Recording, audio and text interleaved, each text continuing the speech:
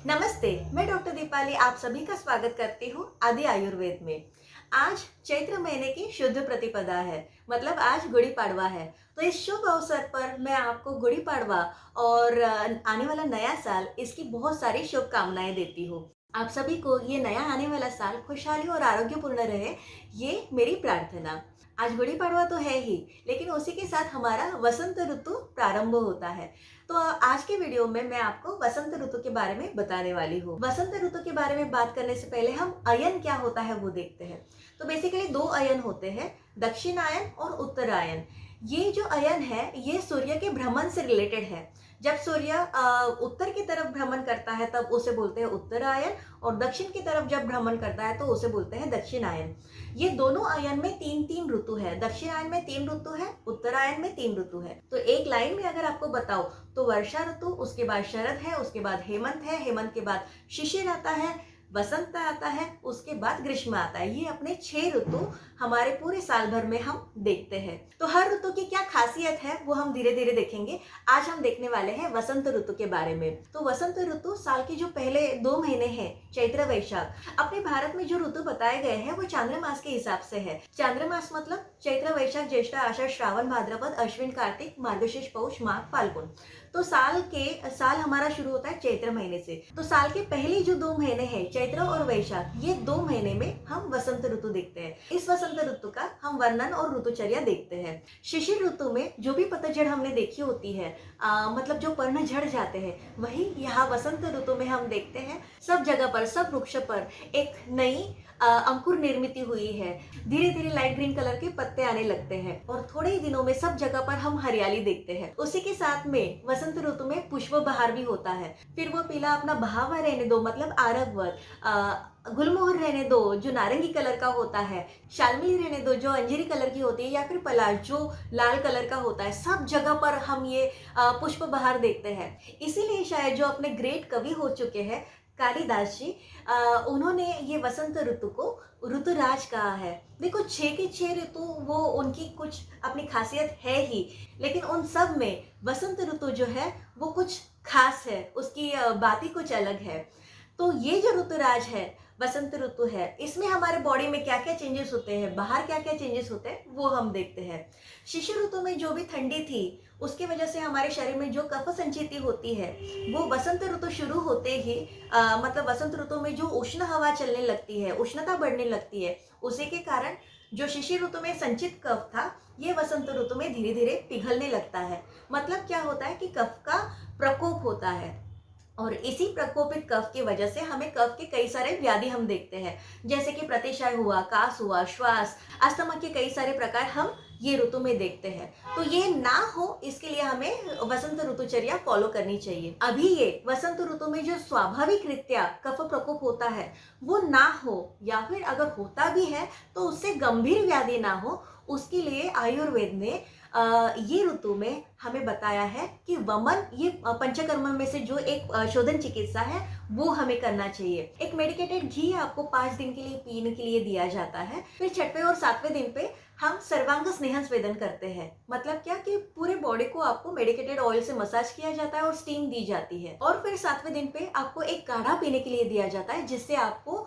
Vomiting होती है। तो ये जो शोधन प्रक्रिया है वमन, इसे हम मेडिकेटेड एमेसिस भी कह सकते हैं। इसका प्रयोजन सिर्फ यही है कि आपके शरीर में जो भी प्रकोपित कफ है या फिर जो भी संचित कफ है वो उल्टी के द्वारा बाहर निकले।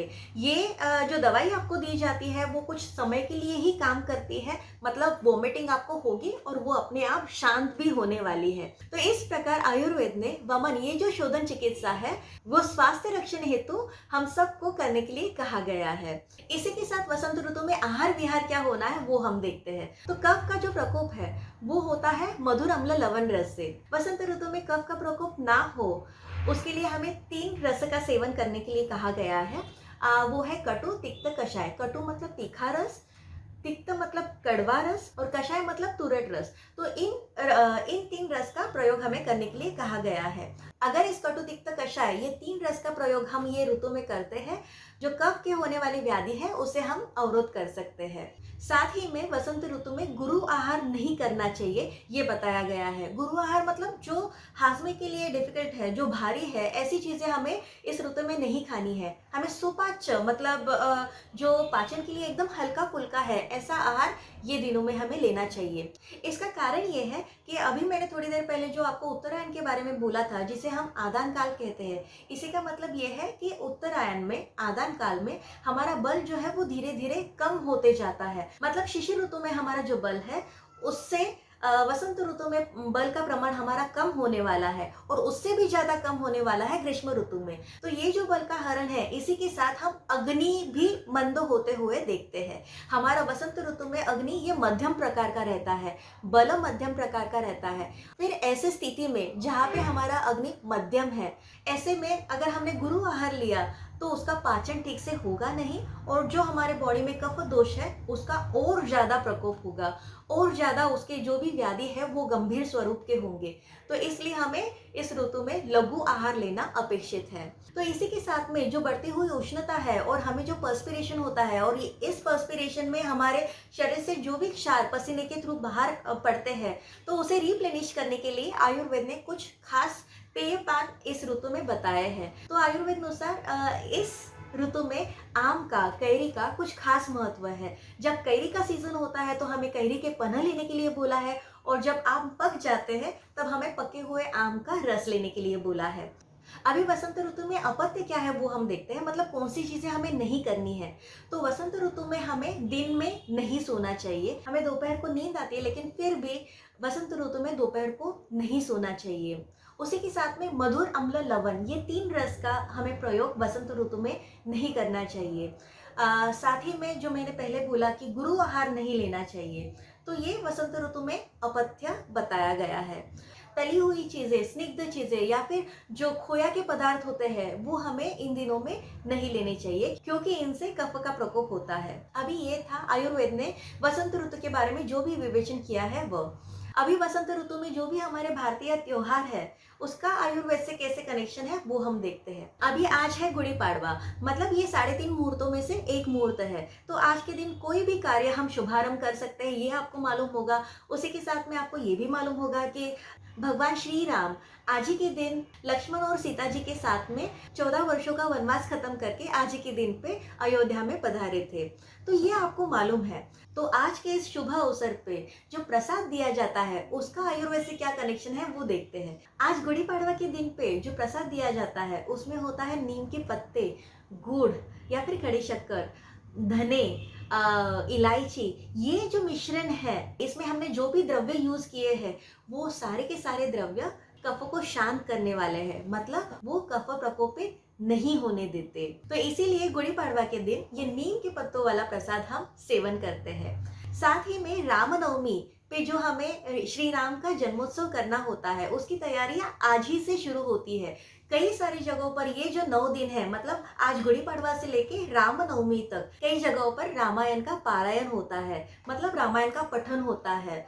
इस हेतु से कई सारे लोग एक साथ आते हैं, गेट टुगेदर होता है, और ये रामायण पठन के बाद एक प्रसाद दिया जाता है जिसे हम सुंठोड़ा बोलते हैं। अभी ये सुंठोड़ा जो प्रसाद है ये बांटने के पीछे भी आयुर्वेद शास्त्राधार है। इस सुंठोड़ा में क्या होता है हम देखते हैं। इसमें होता है शुंठी पाउडर, सूखा नारियल, इलायची, धने, बड़ीशेप। अभी ये जो 5 द्रव्य है ये कफ को शांत करने वाले हैं, कफ को बढ़ने नहीं देते हैं, और लगातार 9 दिन पूरे जन समुदाय को ये प्रसाद दिया जाता है। लगभग सभी मंदिरों में ये 9 दिनों में ये प्रसाद बांटा जाता है। हम इसे मास इम्यूनाइजेशन भी कह सकते हैं। अभी हमने कोविड पैंडेमिक में देखा मास इम्यूनाइजेशन, या फिर हम पोलियो का मास इम्यूनाइजेशन देखते हैं, लेकिन कई सारे सालों से ये जो मास इम्यूनाइजेशन होता है ये हमने कभी जाना ही नहीं, इसे हमें पहचाना ही नहीं। ये जो हम एक चुटकी सुंठोड़ा हम लेते हैं लगातार 9 दिन, इससे हमारे बॉडी में कफ की शांति हो ही जाती है, लेकिन उसी के साथ में हमारी प्रतिकार शक्ति उच्च प्रति की हो जाती है। तो ऐसा ही 9 दिन सुंठोड़ा लेने का महत्व बताया गया है। अब इसके बाद में चैत्र पूर्णिमा पर आती है हनुमान जयंती।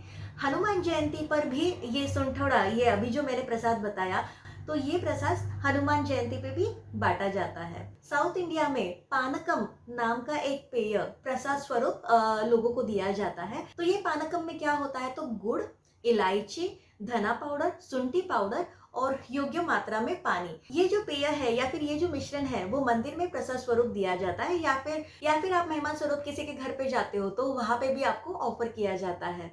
तो इसके पीछे भी वही कारण है कि कफ दोष ना बढ़े। तो इस प्रकार हमारे भारतीय जो भी त्योहार है उस पे जो भी प्रसाद दिया जाता है या फिर हमारा ट्रेडिशनल जो भी फूड होता है उसका आयुर्वेद के साथ कैसे कनेक्शन है, ये वसंत ऋतु से रिलेटेड जो भी है वो आज मैंने आपको बताया। तो आज का वसंत ऋतु से रिलेटेड जो भी वीडियो है वो यहाँ पर मैं खत्म करती हूँ। जल्दी मिलते हैं अगली वीडियो में अगली ऋतुचर्या के साथ। तब तक stay healthy and be at peace and bliss. Bye bye.